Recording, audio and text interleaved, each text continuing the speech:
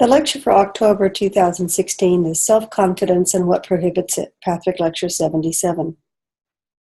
To simplify the lecture a little bit, it says that the reason we don't have self-confidence is we have a deep sense that something's not right.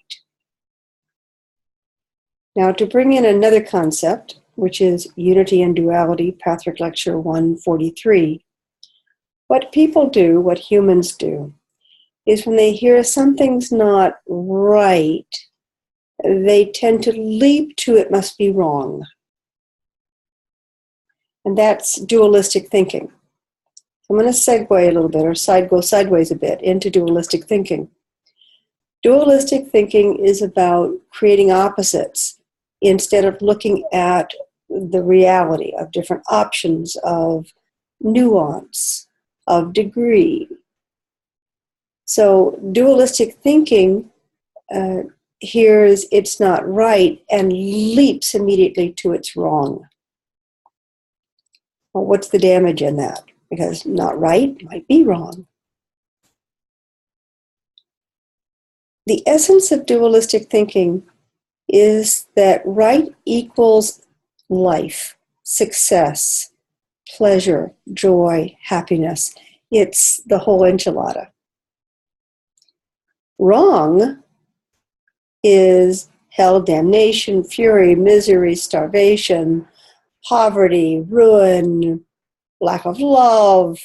It's everything wrapped up with that. So again, if we simplify, right is life and wrong is death.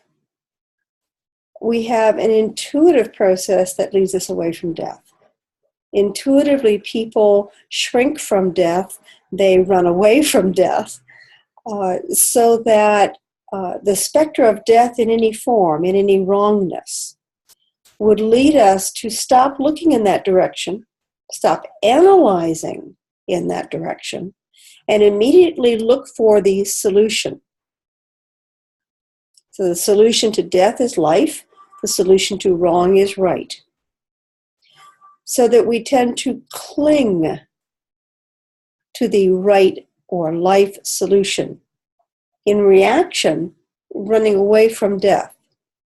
Now perhaps you can see where in the lecture on self-confidence, the guide is saying that the reason we're not confident is we know something's off.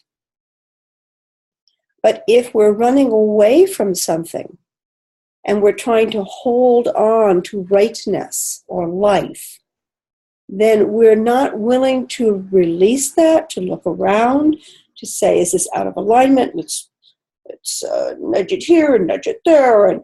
And we're not willing to get out a toolkit because it's not just right. It's life itself.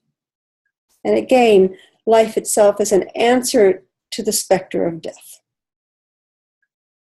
So in self-confidence and what prohibits it, it is not the fact that we're a little bit off that's the problem.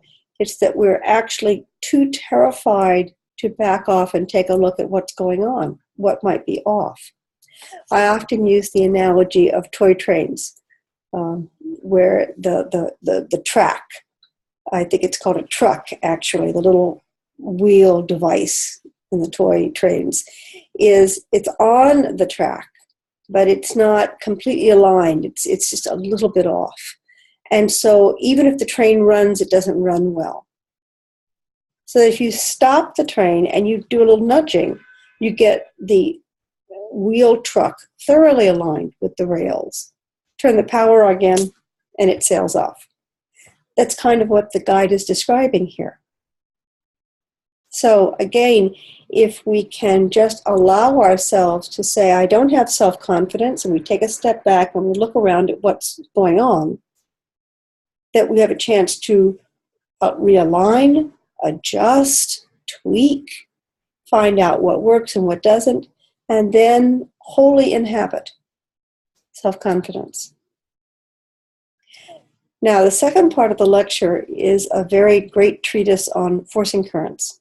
And where this fits in is that the forcing current that runs away from death and says, I must have life, to survive, because the only other answer is death.